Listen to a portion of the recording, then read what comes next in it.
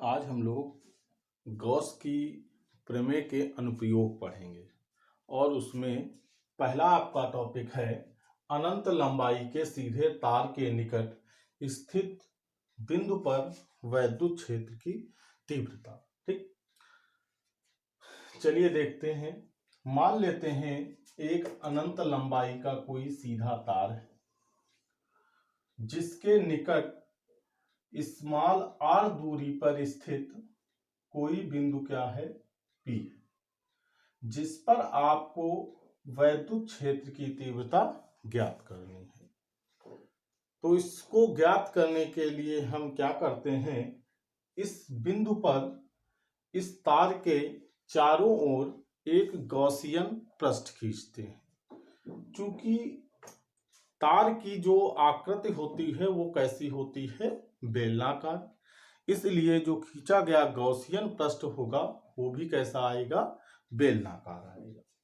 तो यहाँ पर इस बिंदु से जाता हुआ इस तरीके से हम यहाँ पर गॉसियन पृष्ठ खींचते हैं कि ये बिंदु उस गॉसियन पृष्ठ के बाहरी पृष्ठ पर आ जाए। तो यहाँ पर एक आपने क्या कर लिया, गॉसियन पृष्ठ खींच लिया।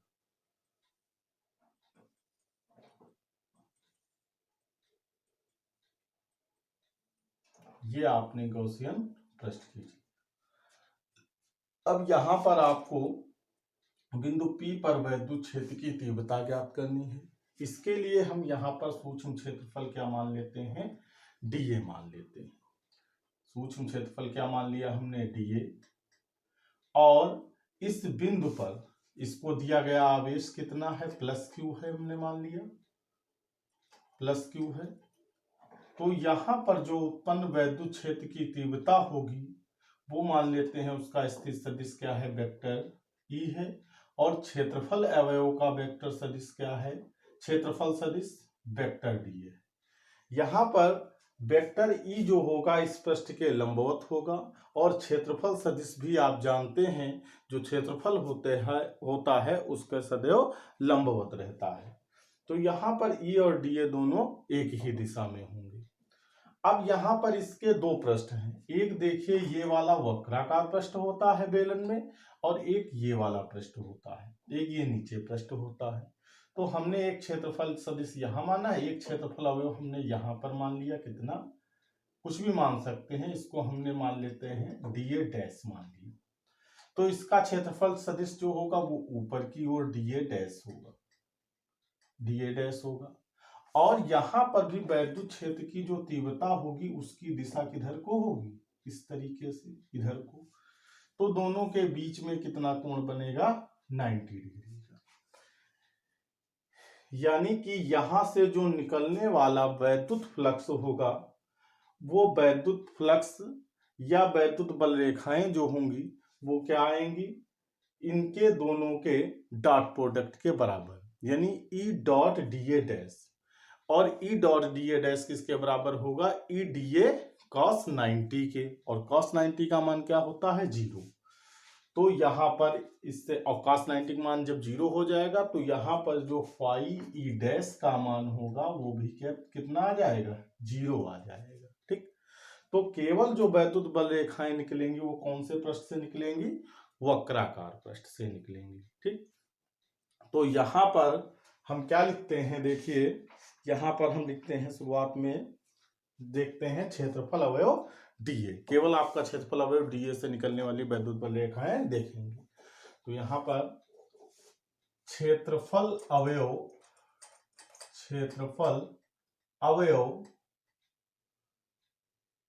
dA से गुजरने वाली वैद्युत बल रेखाएं, गुजरने वाला वैद्युत बल रेखाएं लिखो या वैद्युत फ्लक्स लिख लो, गुजरने वाला वैद्युत फ्लक्स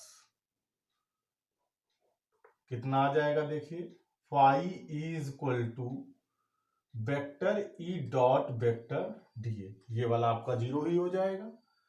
तो ये आपका E डॉट dA, और इसको आप क्या लिख सकते हैं, E dA cos, यहां पर E और dA के मध्य बना कोण कितना होगा, 0, cos 0 का मान 1 होता है। देन ये आपका मान आ जाएगा E इंटू dA। ये मान आपका आ गया क्षेत्रफल अवयव डीए से गुजरने वाला वैद्युत फ्लक्स। इसी प्रकार क्षेत्रफल अवयव डीए डैश से गुजरने वाला फ्लक्स निकाल लेते हैं। गुजरने वाला फ्लक्स क्या आएगा देखिए, phi E dash is equal to vector E dot dA dash, यानी ई डीए कॉस 90, और cos 90 का मान 0, तो ये आपका क्या हो जाएगा 0। अब संपूर्ण गॉसियन पृष्ठ से निकलने वाला वैद्युत फ्लक्स ज्ञात कर लेते हैं। संपूर्ण गॉसियन पृष्ठ से गुजरने वाला वैद्युत फ्लक्स क्या आएगा देखिए, phi E is equal to phi E plus, और चूंकि ये आपका डीए है तो यहां पर फाई ई ना लिख करके डी फाई ई लिखो, ज्यादा बेहतर है, डी फाई ई। तो ये आपका डी फाई ई और यहां पर डी फाई ई डैश, दोनों की वैल्यू पुट कर देते हैं। ये आपका माना जाएगा डी फाई ई बराबर डी फाई ई और into d phi E dash. ठीक, अब ये आपका मान कितना आता है देखिए, समाकलन phi E is equal to d phi E की वैल्यू कितनी आई है, ई डी ए प्लस ये तो मान आपका क्या हो गया 0 हो गया। ठीक है, अब ये आपका मान कितना आता है देखिए, area phi E is equal to E आपने बाहर कर लिया, क्षेत्रफल अवयव ले रहे हैं तो यहां पर ए लगाएंगे। ठीक, टीए। अब यहां पर देखिए ये वाला जो आपने एरिया लिया है इसका क्षेत्रफल अवयव डीए का, डीए आपने क्या लिया है, इसके वक्राकार पृष्ठ पर लिया है। तो वक्राकार पृष्ठ यानी संपूर्ण गॉसियन वक्राकार पृष्ठ का क्या मान आएगा देखिए, इस बेलन के वक्र पृष्ठ के बराबर। और अगर इधर का पृष्ठ लिया जाता तो केवल आप इसका क्षेत्रफल लिखते। तो यहां पर देखिए क्या लिखेंगे, परंतु एरिया इंटीग्रल डीए का मान जो होगा वो किसके बराबर होगा, बेलन के वक्र पृष्ठ के, और ये मान आ जाएगा 2 पाई आर, इसकी वैल्यू आर है, और मान लेते हैं इसकी लंबाई क्या ली गई है, एल ली गई, तो 2 पाई आर एल, क्योंकि बेलन का वक्र पृष्ठ क्या होता है 2 पाई आर एच, तो एच की जगह पर यहां पर क्या माना है आपने, यल माना है, तो 2 पाई आर एल आ गया।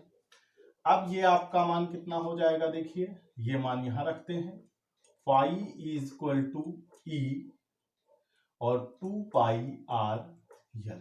ठीक, अब यहां चूंकि ये गॉस की प्रमेय के अनुप्रयोग है तो गॉस की प्रमेय लगा देते हैं। तो क्या लिखेंगे, गॉस की प्रमेय से गॉस की प्रमेय क्या होती है, फाई ई बराबर क्यू अपान एप्सिलॉन नॉट। कल आपको पढ़ाया था मैंने, गॉस की प्रमेय क्या होती है कि किसी बंद पृष्ठ, यहां पर ये बंद पृष्ठ है, किसी बंद पृष्ठ से जो गुजरने वाला वैद्युत फ्लक्स होता है उसको दिए गए आवेश के 1/एप्सिलॉन 0 गुना के बराबर होता है। तो फाई की जगह आप क्या लिख सकते हैं, क्यू अपान एप्सिलॉन नॉट। ये मान यहां रख देते हैं, क्या मान आता है, Q upon epsilon naught equal to E 2 pi r यल। अब यहां से हमको चूंकि वैद्युत क्षेत्र की तीव्रता ई चाहिए तो ई का मान यहां से निकाल लेते हैं। क्या मान आएगा देखिए, E is equal to q upon 2 pi r l epsilon naught. ठीक, तो इसको किनारे कर लेते हैं, E is equal to 1/2 pi epsilon naught. ठीक, और ये आपका मान Q/R यल। क्यू बटे यल को साइड में ऊपर लिख लेते हैं।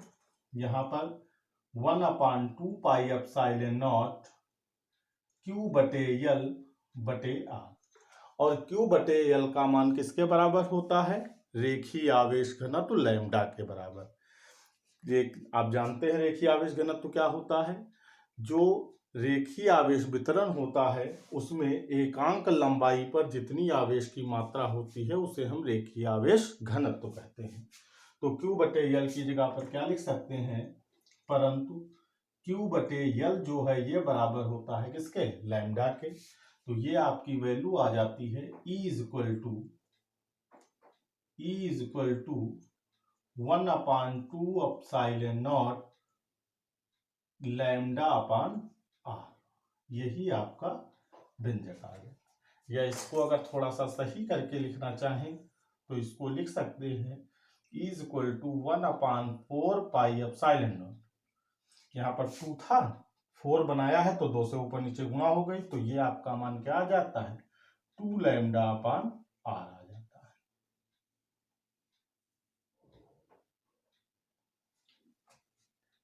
ये आपका जो है परीक्षा की दृष्टि से महत्वपूर्ण टॉपिक है।